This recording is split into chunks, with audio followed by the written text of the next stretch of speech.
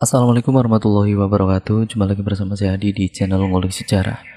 Pada video kali ini saya akan kembali lagi membacakan suatu kisah misteri yang kali ini berjudul tentang kisah santet kantung jodoh. Nah, cerita kali ini ditulis oleh akun yang bernama Enlaila. Bagaimana ceritanya? Daripada kita penasaran, yuk langsung saja kita menuju ke ceritanya. Namun sebelum itu saya mengingatkan kembali untuk kalian semua bahwa semua nama, tempat, dan tokoh sudah disamarkan. Untuk cerita kali ini jangan lupa mendengarkan cerita ini ataupun video kali ini dengan cara menggunakan earphone terbaik kalian agar kalian mendapatkan kualitas audio yang jauh lebih baik ya teman-teman. Yuk langsung saja, daripada lama-lama kita langsung saja menuju ke ceritanya. Perhatikan baik-baik karena ceritanya akan saya mulai.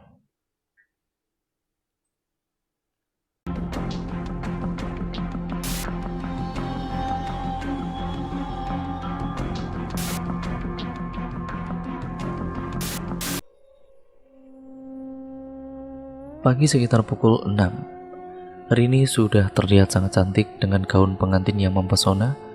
Wajah yang cantik sudah terias dengan make up membuat Rini semakin cantik. Pagi ini akan diadakannya acara akad nikah di tempat rias. Rini membayangkan hari bahagia hari ini antara bahagia, sedih, terharu bercampur aduk menjadi satu perasaan Rini. Bahwa dia sebentar lagi akan melepas masa lajangnya dengan pria yang menjadi jodohnya, dan berharap Rini akan hidup bahagia dengan pasangan hidupnya nanti. Hingga beberapa saat kemudian, mempelai dari laki-laki sudah datang. Rini pun keluar dari kamar menuju ke tempat acara akad. Ternyata bapak penghulu dan para saksi juga sudah sampai di situ. Semua mata tertuju kepada Rini dengan paras yang cantik dirias pengantin semua pangling. Bahkan yang akan menjadi suami Rini pun juga terpesona melihat kecantikan Rini. Rini berjalan melenggok dengan senyuman ramah kepada semua orang yang datang ke acara tersebut.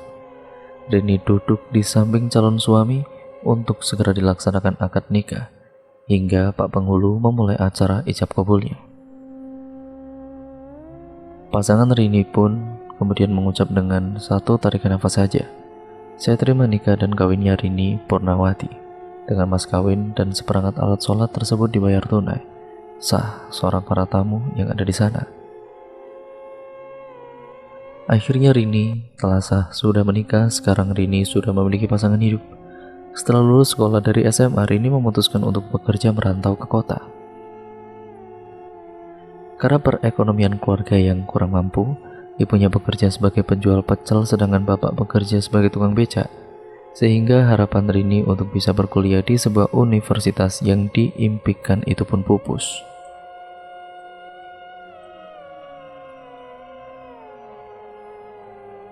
Rini memilih ingin membantu kedua orang tuanya dan juga Rini membantu adik-adik bayar sekolah.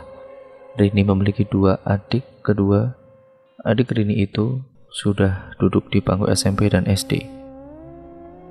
Adik yang pertama perempuan, dia duduk di kelas 2 SMP, dan adik kedua Rini masih duduk di kelas 6 SD. Rini merantau berangkat ke kota dengan mengendarai bus. Perjalanan yang harus ditempuh Rini cukup jauh, menempuh waktu sekitar 6 jam perjalanan. Sesampainya di kota, Rini mencari-cari kos-kosan sendirian untuk tempat tinggalnya.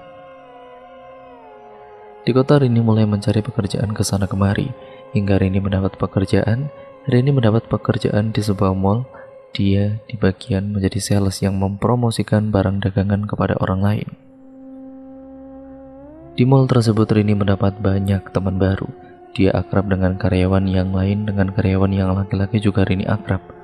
Hingga pada akhirnya Rini berkenalan dengan salah seorang laki-laki yang bekerja di mall, namun beda kios atau toko. Rini dengan Penny awalnya saling berkenalan. Setelah saling kenal, Rini dan Penny semakin akrab dan kedekatan mereka jadi semakin dekat. Mereka saling bertukar nomor handphone. Rini juga tidak keberatan untuk memberikan nomor HP kepada Penny. Setiap harinya Penny ini selalu mengambil diri Rini ketika jam istirahat untuk makan siang bareng. "Rin, ayo makan siang bareng." "Memangnya tidak apa-apa, Ben?" tanya Rini. "Ya gak apa-apalah, emang siapa yang mau melarang, Rin?" "Ya sudah, ayo. Mau makan di mana?" tanya Rini. "Di bawah saja depan mall. Di sana ada banyak makanan. Nanti kamu pilih mau makan apa." jawab Benny. Akhirnya Rini dan Benny berjalan menuruni eskalator menuju ke lantai bawah. Di depan mall bagian bawah itu banyak sekali warung dan pedagang. Mereka berdua bingung mau makan apa karena banyak sekali makanan di sana. Kamu mau makan apa, Rin? Aku terserah saja lah. Makan apa ya? Aku juga nggak tahu, Ben. Terserah kamu saja deh, aku ikut. Kita makan bakso saja ya? Ya boleh kalau begitu, ayo, jawab Rini. Mereka berdua berjalan menuju ke tempat warung bakso. Warung bakso tersebut menghadap ke arah jalan sehingga Rini dan Benny dapat melihat orang yang berlalu lalang lewat di jalan raya. Mas, pesan bakso 2 porsi sama es teh juga ya 2 porsi. Oh iya mas, silakan duduk dulu. Jawab penjual bakso itu sembari menunggu bakso pesanan datang. Mereka saling bercengkrama satu sama lain. Gimana tadi kerjaan kamu, Rin? Ya gitulah. Aku selalu disalahkan dengan rekapan harian. Padahal bukan aku yang melakukan itu. Lagian juga kan bukan tugas aku. Memang senior itu tidak suka dengan aku saja. Aku juga cuekin kok, dicuekin juga. Curhat Rini. Sabar saja, Rin. Itu sudah biasa untuk melatih mental kamu biar kuat. Ya, untuk menghadapi hal-hal seperti itu ya juga nanti lama-lama juga terbiasa, ucap Benny. Obrolan mereka terhenti karena bakso pesanan mereka sudah datang. Ini mas, silakan, ucap penjual bakso itu. Terima kasih ya mas, jawab Rini dan Benny. Mereka segera menikmati bakso karena jam istirahat sebentar lagi sudah akan habis. Singkat ceritanya, kedekatan mereka pun semakin dekat sekali. Benny mengajak ketemuan dengan Rini saat hari libur. Rini juga tidak keberatan untuk ketemuan dengan Benny. Akhirnya pada saat hari libur mereka ketemuan di sebuah kafe. Sebelum berangkat ke kafe, Rini dijemput terlebih dahulu oleh Benny. Setelah itu baru mereka berangkat bersama. Rini berboncengan, Benny menuju ke kafe yang mereka tuju, yang letaknya tidak terlalu jauh dari kosan Rini. Sesamanya di kafe tersebut, Rini dan Benny memesan minuman dan makanan. Hari ini Benny akan menyatakan cintanya kepada Rini. Ternyata selama ini Benny memiliki rasa cinta kepada Rini. Beberapa saat kemudian, pesanan mereka berdua datang juga. Rin, aku mau ngomong sama kamu. Ngomong apa, Ben? Ngomong aja silakan. Jadi gini, Ren. Kita kan dekat sudah lama ya. Aku sudah nyaman sama kamu. Ya, aku jatuh cinta sama kamu. Kamu mau gak jadi pacar aku? Tanya Benny. Rini terdiam sejenak berpikir akan menerima cinta Benny atau tidak. Gimana, Rin? Iya aku mau, Ben. Jawab Rini dengan senyuman manis yang tergambar di wajahnya. Yes, makasih ya Rin, ucap Benny. Mereka sudah resmi menjalin hubungan. Setiap hari Rini dijemput dan diantar oleh Benny. Ini bukan keinginan Rini, tapi keinginan dari Benny sendiri untuk menjemput Rini. Mereka berangkat bersama ke tempat kerja yang sama. Namun kabar buruk didapat oleh mereka. Mereka dikabarkan ataupun dikelarkan kerja karena toko tempat mereka bekerja itu bangkrut. Toko Rini dan Benny itu satu bos, hanya beda toko saja. Sedangkan Rini dan Benny menganggur, tidak memiliki pekerjaan sama sekali. Karena Rini tidak bisa untuk menganggur terus-terusan, apalagi dia harus membayar kos-kosan yang ditempati dan juga biaya keseharian yang tidak murah. Tidak hanya itu, Rini juga harus mengirimkan uang untuk kedua orang tua yang ada di kampung untuk kebutuhan sehari-hari di kampung dan juga biaya sekolah kedua adiknya. Rini mulai mencari pekerjaan lain kesana kemari tanpa menyerah, hingga akhirnya Rini mendapat pekerjaan lagi di sebuah kantor. Dengan paras yang cantik, rambut panjang terurai, tubuh tinggi putih mulus, dan bentuk tubuh yang menarik, membuat para karyawan yang ada di kantor tersebut terpesona dengan Rini. Terutama kaum laki-laki, semua menatap Rini sampai tidak berkedip. Semua karyawan laki-laki yang ada di sana mendekati Rini. Mereka meminta nomor HP Rini dan Rini pun memberikan nomor HP kepada laki-laki tersebut. Rini juga selalu digoda sama semua karyawan laki-laki. Akan tetapi, Rini tidak terlalu menanggapi karena kan Rini sudah memiliki pacar yaitu Benny. Sedangkan Benny sekarang dia bekerja bantu-bantu di warung makan milik pamannya. Paman Benny ini sudah lama menetap di kota, jadi Benny juga ikut tinggal dengan paman. Benny membantu untuk beres-beres, yaitu beres meja dan menghidangkan makanan serta cuci piring. Setelah Benny bekerja di warung makan paman Benny, Rini sekarang sikapnya menjadi cuek kepada Benny. Tidak seperti dulu lagi, mungkin karena Rini sudah dekat banyak laki-laki, jadi Rini tidak terlalu memperhatikan Benny sebagai kekasihnya. Ada salah satu karyawan yang mendekati Rini. Laki-laki itu cukup tampan, namun dia itu terlihat lebih tua dari Rini. Tapi meskipun begitu, ya tidak terlalu masalah bagi Rini. Kedekatan Rini dan Eki semakin dekat. Namun ternyata Eki ini sudah memiliki istri. Tapi Eki sudah sangat mencintai Rini, hingga akhirnya mereka melakukan hubungan terlarang, yaitu berpacaran, sedangkan Eki sudah memiliki istri. Benny tidak mengetahui akan hal itu karena Benny juga sudah jarang sekali bertemu dengan Rini akibat kesibukan masing-masing setiap hari. Bertemu juga sebulan sekali, sedangkan Eki dia selalu datang ke kosan Rini. Bahkan Eki juga menginap di kosan Rini. Eki jarang sekali pulang ke rumah bertemu dengan istri Eki. Sudah sangat merasa nyaman dengan Rini dan mempunyai niat untuk menikahi Rini juga. Rin, aku sudah sangat nyaman sama kamu. Kamu juga mau menerima aku walaupun aku sudah menikah. Kau mau gak menikah dengan aku? Kamu kan sudah menikah, Mas. Kok mau menikah sama aku bagaimana? Kalau kamu mau menikah dengan aku, nanti aku akan ceraikan istriku itu. Aku sudah cinta sekali sama kamu, Rin. Ibu Eki. Semenjak Eki menikah dan berpacaran dengan Rini, Eki kalau di rumah terlihat cuek kepada istri.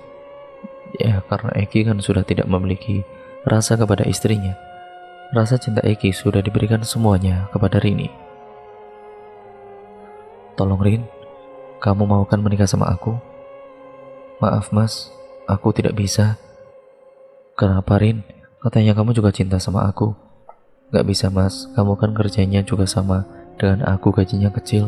Aku gak bisa Mas, jawab Rini.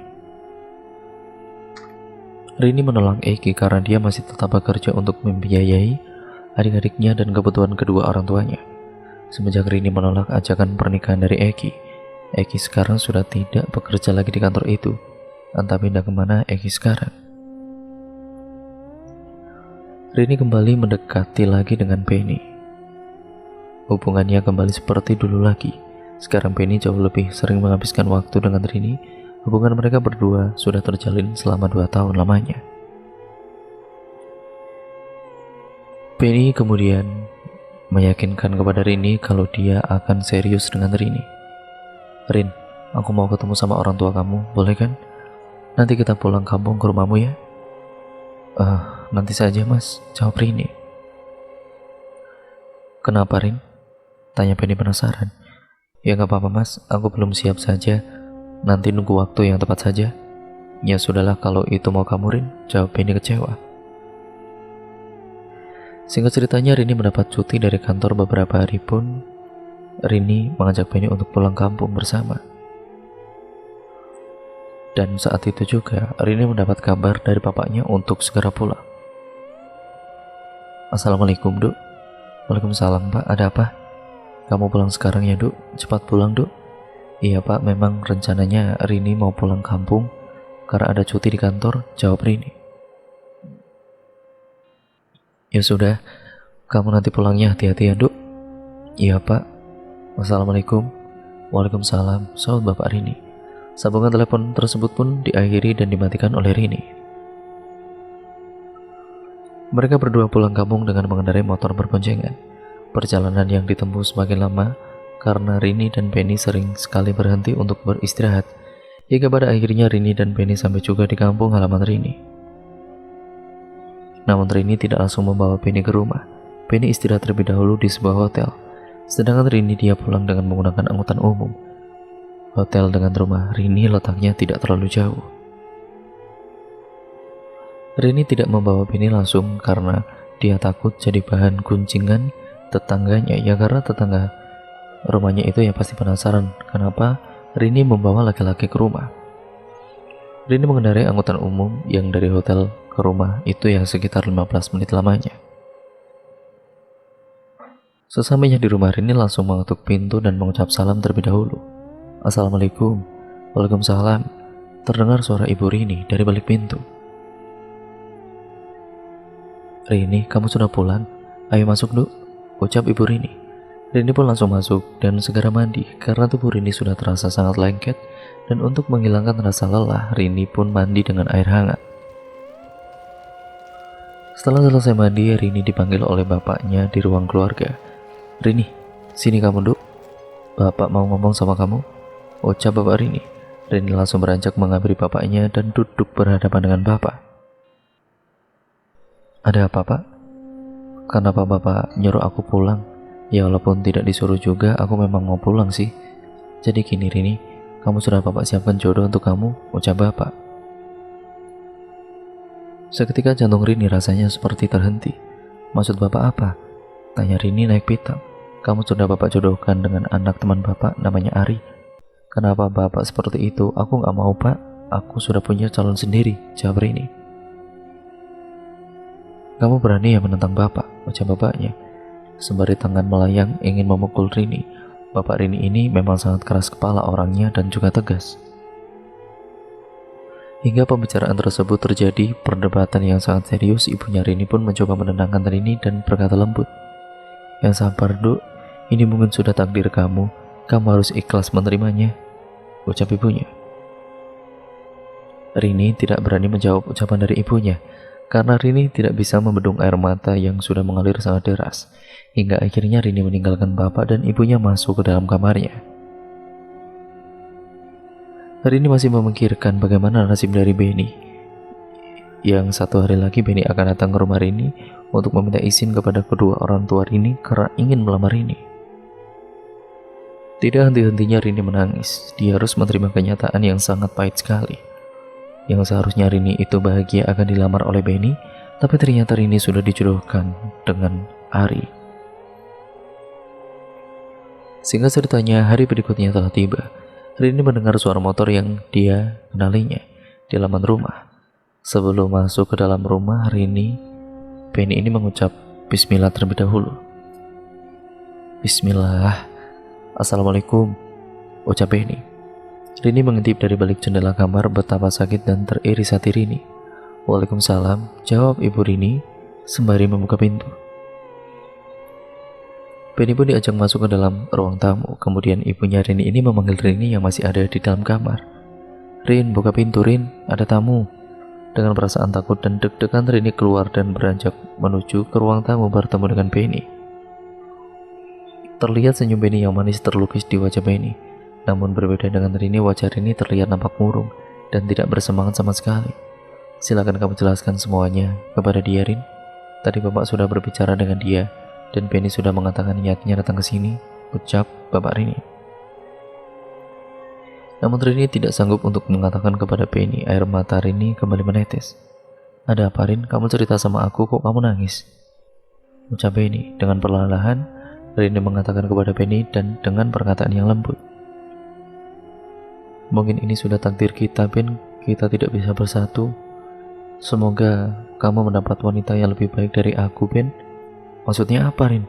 Tanya Benny dengan dahi berkerut. Aku sudah dijodohkan, Ben, sama orang tua aku. Seketika Benny langsung lemas mendengar apa yang diucapkan oleh Rini. Dia tidak menyangka kalau Rini mau dijodohkan dengan pilihan orang tuanya. Benny pun kemudian langsung berpamitan kepada kedua orang tua Rini dan juga Rini. Dengan perasaan yang sakit hati dan juga kecewa, Benny harus menerima kenyataan pahit ini. Hubungannya dengan Rini selama 2 tahun ini yang Benny kira akan berakhir bahagia, ternyata harus kandas. Dengan rasa kecewa yang sangat dalam, Benny pulang dengan mengendarai sepeda motor dan dia memutuskan untuk pulang ke kampung halaman di kota lain. Akhirnya acara perjodohan itu dimulai. Keluarga dari pihak Ari dan Ari pun datang ke rumah Rini untuk membicarakan acara pertunangannya. hingga kedua pihak keluarga sepakat pernikahan akan dilakukan sebulan lagi, dan minggu depan akan dilaksanakan acara lamaran Rini dan Ari. Sedangkan Penny yang ada di kampung halaman, dia merasa gelisah kalau merana. Penny jadi lebih sering melamun di dalam kamarnya. Dia juga hanya mengurung diri, tidak keluar rumah. Tubuh Penny semakin kurus dengan rambut acak-acakan, semakin gondrong, dan Penny menjadi pemalas membuat orang tua melihat Penny itu turut prihatin. Hingga akhirnya Penny didatangi oleh teman lama Penny yang ada di kampung. Ben, itu ada tamu kamu, Ben, ucap ibu Penny. Penny pun keluar dari dalam kamar dan menemui teman lama Penny. Ben, apa kabar kamu? Kok terlihat beda banget sekarang? Sudah di rumah sejak kapan, Ben? Tanya teman Penny. Sudah seminggu, Ken. Kabar buruk, Ken. Kenapa, Ben? Kamu juga terlihat kurus, tidak terawat seperti ini. Aku galau, Ken. Galau kenapa? Pasti gara-gara cewek ya, cecar Kenan. Iya nih, aku sudah pacaran 2 tahun. Dia dijodohkan dan bentar lagi akan menikah. Gitu aja galau, besok ikut sama aku. Kemana, Ken? Udah ikut aja, Ben, kata Kenan. Singkat ceritanya, keesokan paginya Penny pergi bersama dengan Kenan. Yang Penny tidak tahu mau kemana perginya. Mereka berdua dengan mengendarai sepeda motor berboncengan. Setelah perjalanan yang ditempuh sekitar 2 jam, akhirnya mereka sampai juga di tempat yang dituju. Ini tempat apa, Ken? Udah, ayo masuk, ucap Kenan. Akhirnya mereka berdua masuk ke dalam rumah ahli supernatural tersebut. Assalamualaikum, Mbah, ucap Kenan dan Penny. Waalaikumsalam, silakan masuk, jawab Mbak Seno. Penny dan Kenan duduk di hadapan Mbak Seno. Saya tahu kalau kamu sedang sakit hati dan kecewa, ucap Mbak Seno kepada Penny. Kok Mbak tahu? Apa yang mau kamu lakukan? Mau balas dendam? Iya, Mbah, saya sudah sangat sakit hati, Mbah, dan saya minta dia supaya tidak mendapatkan jodoh dan gagal menikah terus, ucap Penny. Alah, gampang itu. Akan saya kirimkan santet kepada dia. Santet ini namanya santet gantung jodoh. Tapi ada syaratnya. Apa syaratnya, Mbah? Syaratnya kamu harus menyiapkan foto target dan nama, serta binti orang tua target, ucap Mbak Seno. Ada, Mbah, kebetulan di dalam dompet ada foto dia. Coba berikan kepada saya, kata Mbak Seno. Kemudian foto tersebut diberikan kepada Mbak Seno. Sebelum melakukan ritual, kamu harus membayar mahar terlebih dahulu untuk membeli beberapa sesajen nantinya, ucap Mbak Seno. Baik, Mbah, jawab Penny. Lalu Penny memberikan uang kepada Mbak Seno sebagai maharnya. Malam harinya ritual akan dilakukan oleh Mbak Seno di dalam ruangan praktek. Terdapat beberapa sesajen seperti kembang setaman, kemenyan, jajan tradisional, dan juga ada kelapa. Kemudian Mbak Seno meminta kepada Penny untuk menuliskan nama target serta bintinya. Kebetulan Penny tahu nama bapaknya Rini, jadi gampang untuk Penny untuk menuliskan semuanya itu. Ritual tersebut dilakukan pada malam Jumat Kliwon. Kebetulan Penny saat itu juga datang tepat hari Kamis pagi. Malam harinya adalah malam Jumat Kliwon. Setelah selesai menulis nama target yang akan disandet di belakang foto, lalu foto tersebut diberikan kepada Mbak Seno. Ini, Mbak, sudah selesai, ucap Penny sembari memberikan foto itu kepada Mbak Seno. Foto yang ada di tangan Mbak Seno itu pun kemudian perlahan-lahan Mbak Seno gulung. Foto wajah target pun digulung masuk ke dalam, sedangkan yang tertulis nama berada di depan. Saat menggulung foto tersebut, Mbak Seno sembari membacakan mantra. Setelah selesai digulung, kemudian foto tersebut dimasukkan ke dalam kain putih yang sudah disiapkan. Dan bukan hanya foto saja yang digulung. Dengan kain putih itu ada jarum, daging ayam hitam, serta kembang 7 rupa. Setelah semuanya sudah dimasukkan ke dalam kain putih, lalu kain putih itu dibungkus dan diikat seperti boneka pocongan. Mbak Seno juga sembari terus merapalkan mantranya di atas kemenyan. Mulut Mbak Seno terus berkomat-kamit membaca mantra pada saat melakukan ritual mengikat kain putih supaya menyerupai pocong. Penny dan Kenan melihat ritual tersebut pun bergidik ngari, dan merinding bulu kuduk mereka semuanya itu berdiri. Di dalam ruangan tersebut tiba-tiba saja ada hembusan angin yang datang membuat suasana semakin mencekam dan merinding. Pegang boneka ini, ucap Mas Seno sembari memberikan kepada Penny. Tangan Penny sangat gemetaran ketika meminta ataupun menerima boneka pocongan tersebut. Nanti kita akan pergi ke suatu tempat, ucap Mas Seno. Kemana mbah? Sudah, nanti kamu juga tahu sendiri, kata Mas Seno. Sekitar pukul 11 malam, mereka bertiga pergi ke sebuah makam keramat. Letak pemakaman itu tidak terlalu jauh dari rumah Mas Seno. Makam tersebut juga terlihat sepi dan jauh dari pemukiman, jadi tidak banyak orang yang lewat jalan makam tersebut. Mereka berjalan kaki menuju ke makam. Sesamanya di makam, Mbak Seno mengarahkan kepada Penny, coba kamu gali tanah di sini sedalam-dalamnya, namun jangan terlalu lebar dan besar, ucap Mbak Seno. Tanpa berbicara, Penny langsung menggali tanah tersebut. Setelah selesai digali, Mbak Seno meminta kepada Penny untuk menguburkan boneka pocongan itu ke dalam galian tanah. Namun, saat Penny akan melakukan penguburan boneka pocongan itu, Penny ditinggal sendirian oleh Mbak Seno dan Kenan. Dengan terus merapalkan mantra, Penny menanam boneka pocongan masuk ke dalam tanah. Saat Penny sedang menutup kembali tanah galian itu, tiba-tiba saja hembusan angin kencang datang ke arah Penny, membuat suasana semakin mencekam. Tubuh Penny gemetaran, bulu kuduk berdiri dan keringat bercucuran. Brak!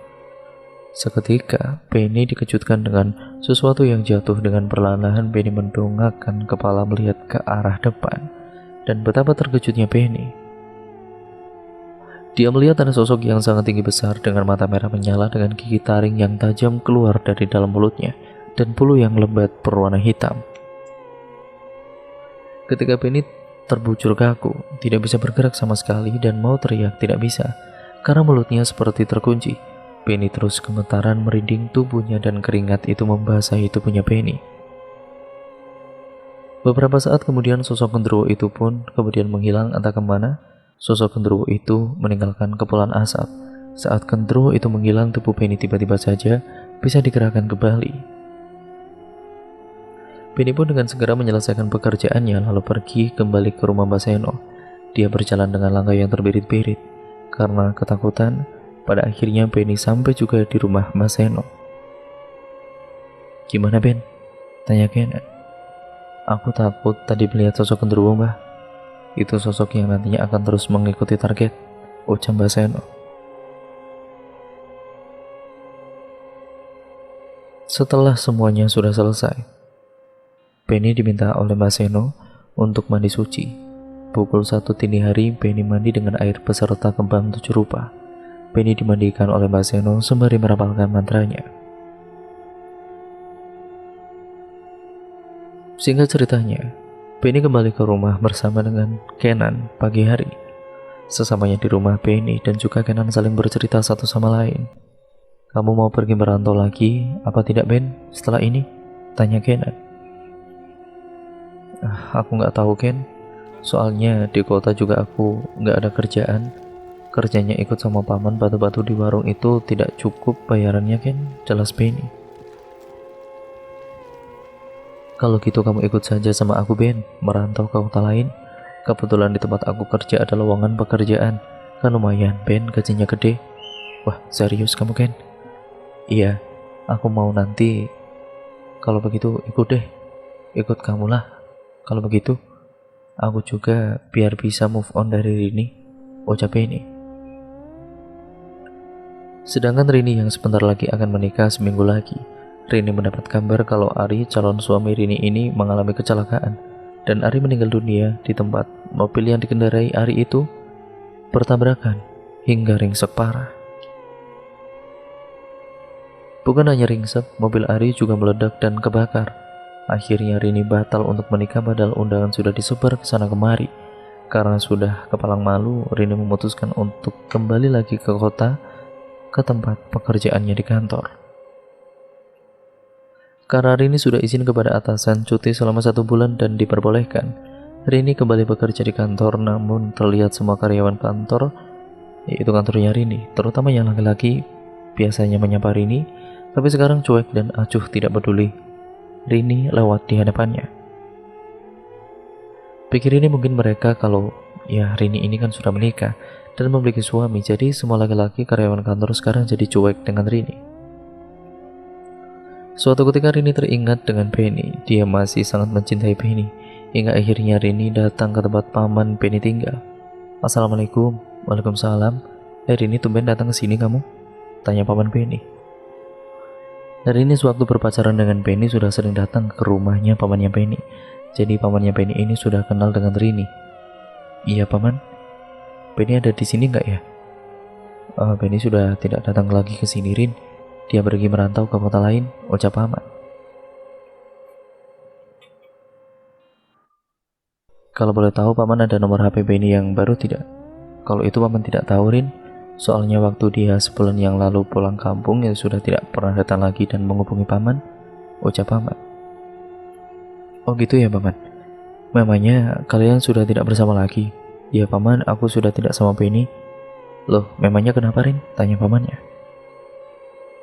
Waktu itu saya dijodohkan sama orang tua paman, tapi sekarang tidak jadi ya karena calon suami saya itu meninggal dunia karena kecelakaan paman. Yang sabar ya Rin, kalau kamu tidak cerita paman pasti tidak tahu, jawab paman Penny. Iya paman, kalau begitu aku pamit dulu ya, ucap Rini. Rini pun akhirnya kembali ke kosan dengan rasa kecewa yang dalam, yang mungkin itu juga yang dirasakan oleh Penny saat itu.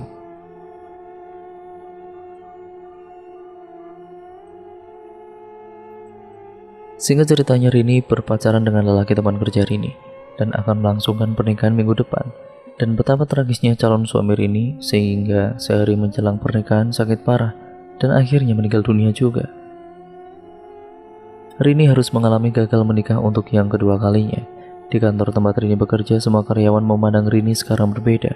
Tidak seperti dulu yang kagum dengan Rini, hingga akhirnya Rini dikucilkan dan selalu apa-apa sendiri. Karyawan yang cewek pun juga menatap sinis terhadap Rini, karena semua menjauhi Rini. Entah apa salah dari Rini ini, tapi memang sejak awal Rini datang dan bekerja di kantor itu, karyawan wanita yang lain itu sudah tidak suka dengan Rini, karena Rini terlihat ganjen dan genit kepada semua laki-laki di kantor. Tapi meskipun begitu, Rini tetap bekerja di kantor tersebut. Pernah Rini bertemu dengan seseorang laki-laki yang tampan, yang disukai dan juga dicintai oleh Rini. Ternyata laki-laki itu sudah punya pacar dan tidak suka dengan Rini. Percintaan Rini sekarang jadi selalu tidak beruntung. Ada-ada saja yang dialami oleh Rini. Pada suatu malam, saat berada dalam kosan, Rini bermimpi dia berada di sebuah lorong kegelapan dan kanan kiri belakangnya itu semuanya gelap. Rini berusaha untuk berjalan menuju ke depan, karena di depan lorong tersebut Rini melihat ada cahaya yang sangat terang sekali. Semakin Rini berjalan maju, semakin hilang dan semakin redup cahaya itu.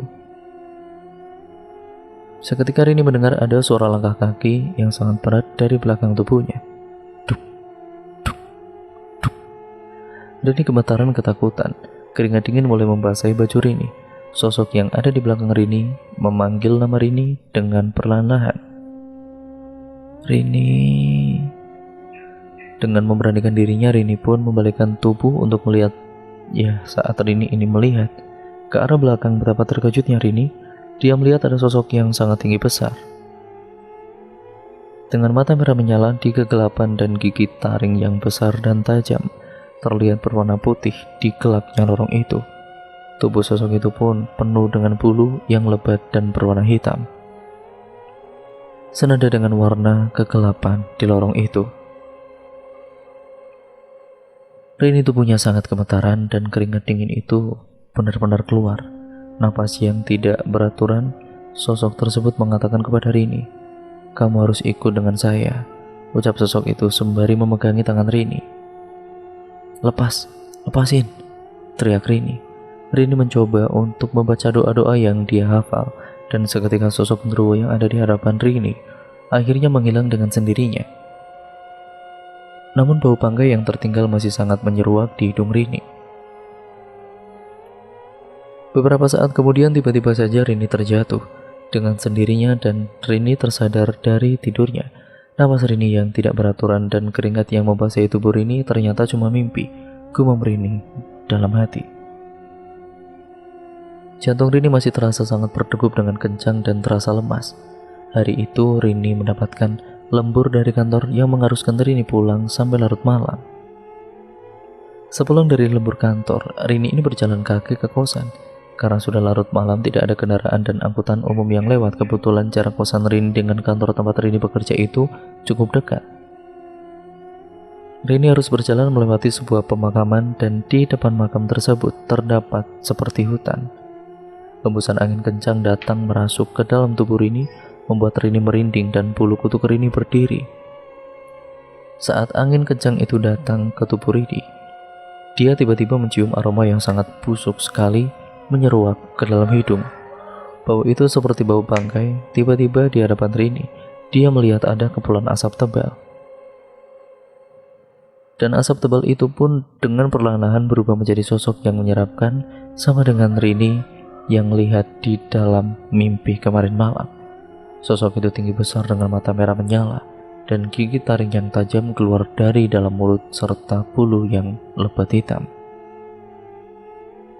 Rini sangat ketakutan dan merinding terperanjat melihat sosok yang ada di dalam mimpi sekarang menjadi nyata di hadapan Rini. Rini terus membaca yang dihafal. Beberapa saat kemudian, sosok genderuwo itu pun pergi menghilang.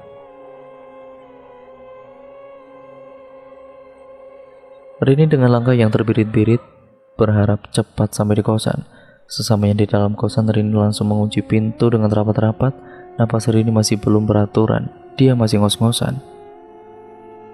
Saat Rini sedang terduduk di kamar, tiba-tiba saja dia mencium aroma bau bangkai yang menyengat seperti yang tadi Rini alami waktu di depan makam. Rini, sayup-sayup terdengar suara sosok yang memanggil nama-nama Rini itu. Jantung Rini pun semakin berdegup dengan kencang. Dan saat melihat ke balik jendela kamar, betapa terkejutnya Rini melihat sosok yang sama yang dia lihat tadi itu. Entah kenapa jendela kamar Rini itu kok bisa terbuka dengan sendirinya, padahal tadi sudah dikunci rapat oleh Rini.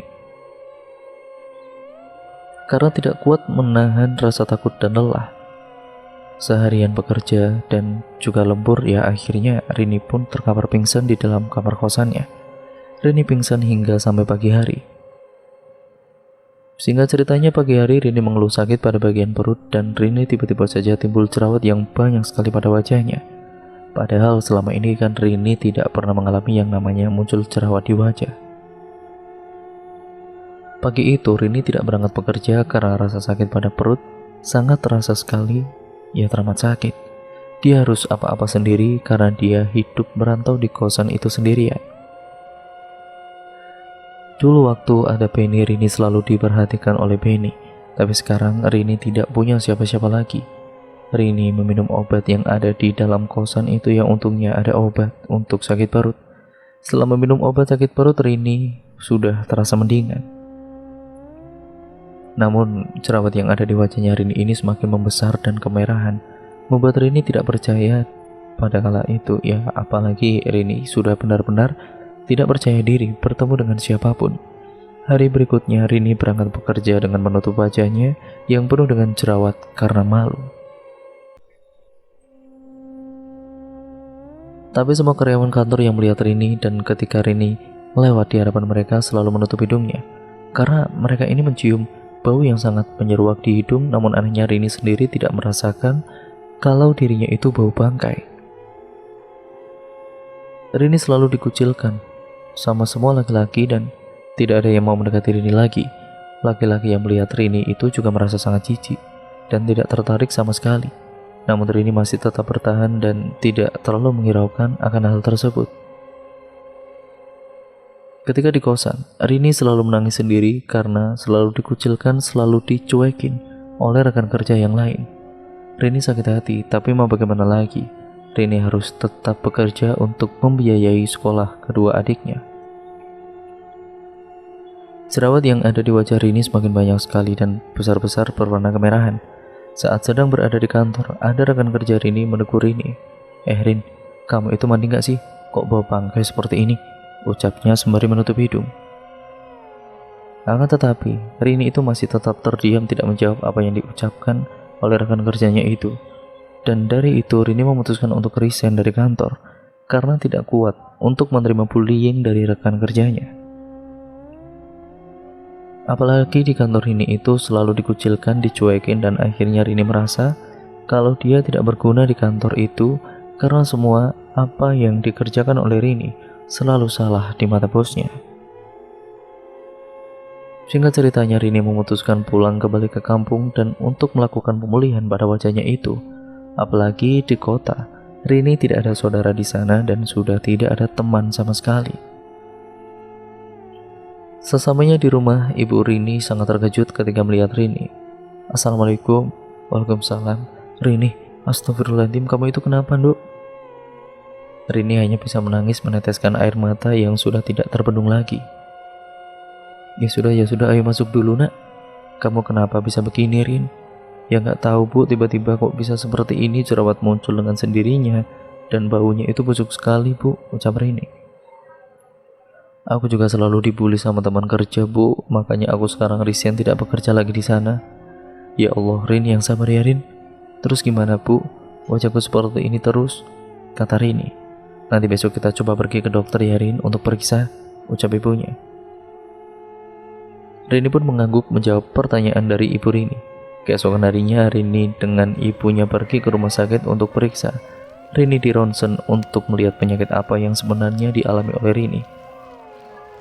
Setelah hasil ronsen sudah jadi itu, kata dokter, Rini tidak menderita sakit apapun, dan akhirnya Rini cuma diberikan salep oleh dokter itu. Rini memakai salep tersebut secara rutin dari dokter. Rini juga sekarang jadi lebih rajin ibadah dengan pengawasan kedua orang tua, karena selama di kota merantau itu ya Rini hampir tidak pernah sama sekali melaksanakan ibadah. Rini semakin kesini semakin sembuh pada jerawatnya. Sedikit demi sedikit mulai kempes. Akhirnya Rini memutuskan untuk pekerjaan di kampungnya. Kesana kemari, Rini mendaftar pekerjaan hingga akhirnya Rini mendapat pekerjaan di sebuah pabrik yang ada di dekat rumah Rini. Rini bekerja di pabrik itu dan alhamdulillahnya, Rini mendapat teman yang baik-baik sehingga Rini betah bekerja di pabrik tersebut. Sepulang dari shift malam, Rini pulang dini hari, sekitar pukul 3 pagi. Dia berjalan kaki menuju ke rumah Rini, harus melewati sawah di samping jalan. Saat sedang berjalan sendiri waktu dini hari, Rini merasa ada angin yang sangat kencang menghampiri Rini. Tidak hanya itu juga, Rini juga mencium bau bangkai yang sangat menyeruak masuk ke dalam hidung. Dan tiba-tiba saja, ada sosok genderuwo yang saat itu Rini lihat datang kembali. Sosok itu ingin menghalangi jalan Rini dengan tubuh yang tinggi besar dan tatapannya mata merah menyala. Sosok itu mengatakan kepada Rini, "Kamu akan jadi perawan tua selamanya dan akan mati," ucap sosok itu. Setelah sosok itu mengatakan hal itu, tiba-tiba saja sosok genderuwo itu menghilang. Rini kembali melanjutkan perjalanan menuju ke rumah. Sesampainya di rumah Rini itu ya langsung masuk ke dalam kamar dan tertidur. Akan tetapi saat Rini mulai memejamkan matanya, dia tiba-tiba saja mencium bau bangkai dengan perlahan. Rini membuka mata dan saat membuka mata, betapa terkejutnya sosok Rini melihat ada sosok genderuwo sudah berada di hadapan kasur Rini. Seketika Rini langsung pingsan hingga pagi hari, sampai Rini tersadar dengan sendirinya. Di dalam kamar tidur Rini, sudah dia itu bermimpi buruk lagi. Mimpinya sama seperti waktu Rini berada di dalam kosan. Rini bermimpi berada di sebuah lorong yang sangat gelap dan hanya ada cahaya dari arah depan. Rini berjalan maju menuju ke arah cahaya itu. Sekelebat Rini melihat ada sosok Benny yang lewat. Namun saat Rini lari mengejar Benny, sosok Benny itu sudah menghilang entah kemana.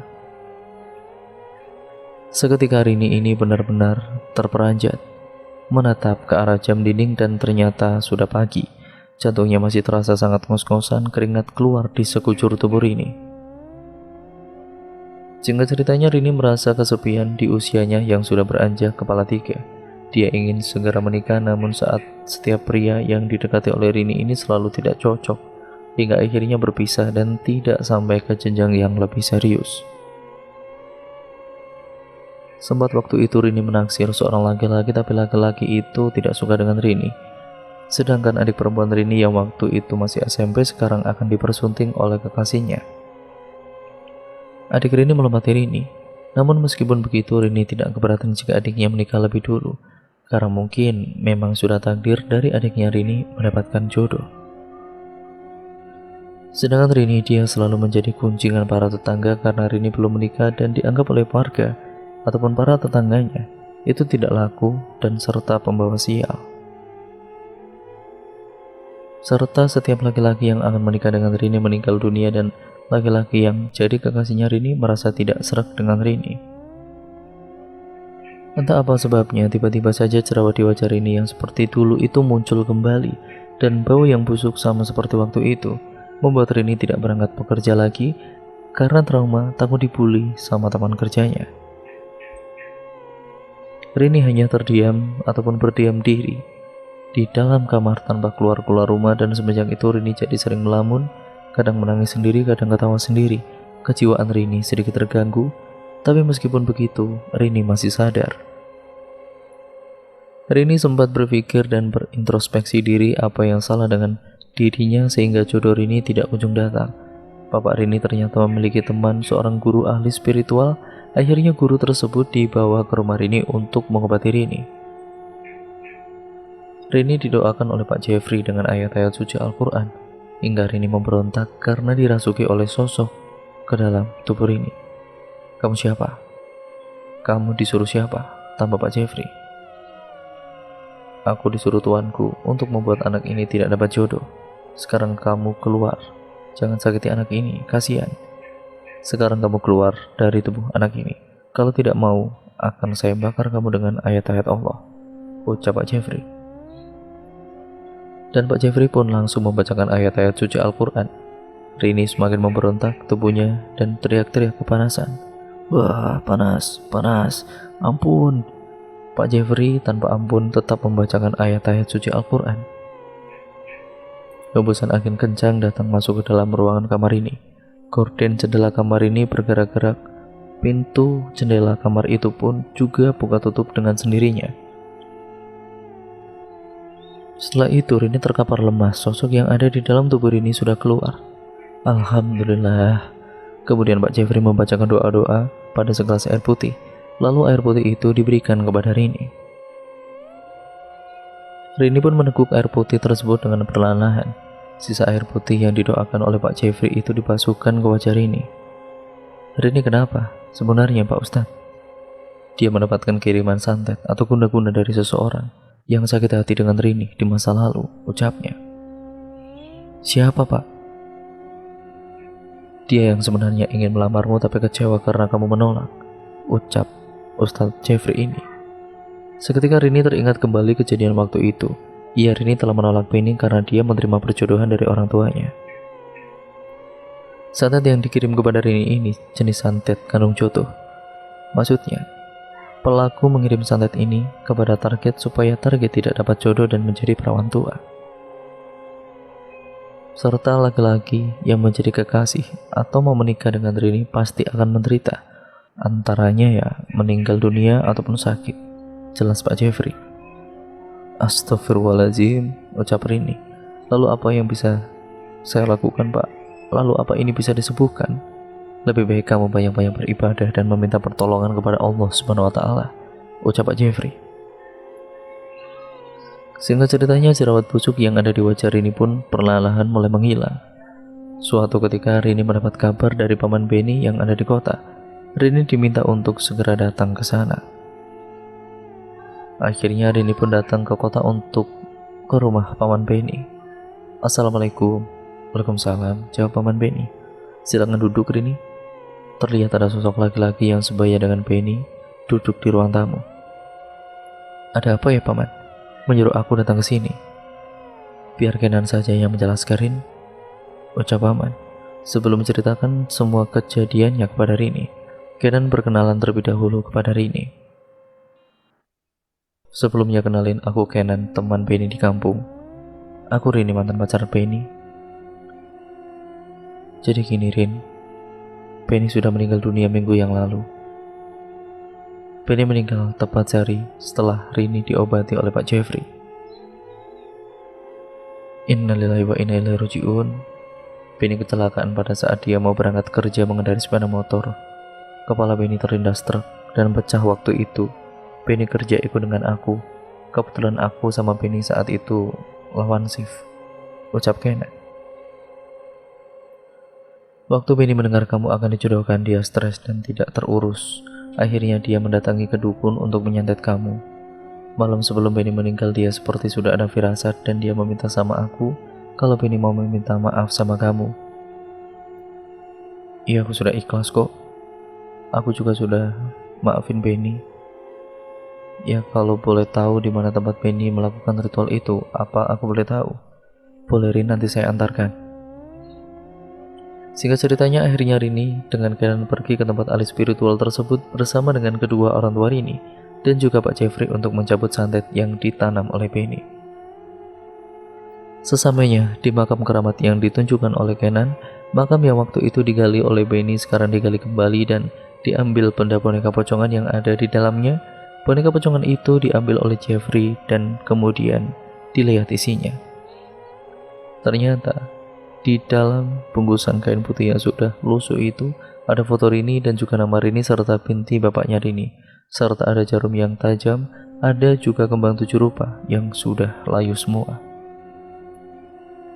Kemudian boneka pocongan itu Pak Jeffrey bakar dan dengan membaca ayat-ayat suci Al-Quran, boneka pocongan itu dibakar supaya menghilangkan ilmu hitam yang dikirim ke dalam tubuh Rini.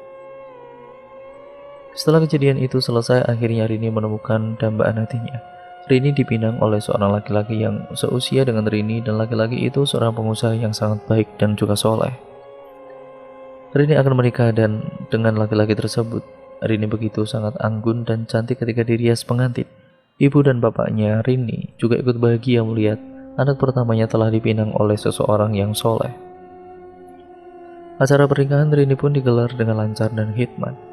Hingga akhirnya Rini pun hidup bahagia dengan suami yang sekarang ini dan Rini dikaruniai seorang anak yang sangat cantik sekali. Jodoh maut rezeki sudah ada yang mengatur, tinggal diri kita saja yang lebih mendekatkan diri kepada Allah dan dengan berusaha serta berikhtiar. Jangan karena rasa sakit hati dan rasa kecewa membuat kita jadi terjerumus ke dalam lubang hitam dengan bersekutu dengan iblis.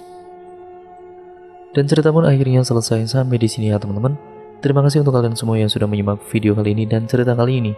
Bagaimana menurut kalian? Kalian komen di bawah. Jangan lupa untuk kalian like, comment, dan share, serta subscribe untuk kalian yang belum dan nyalakan tombol lonceng notifikasinya agar kalian tidak ketinggalan video terbaru selanjutnya dari channel ini. Sekian dan terima kasih ya teman-teman. Kurang lebih yang mohon maaf, video ini saya akhiri. Sampai berjumpa di video terbaru selanjutnya. Wassalamualaikum warahmatullahi wabarakatuh.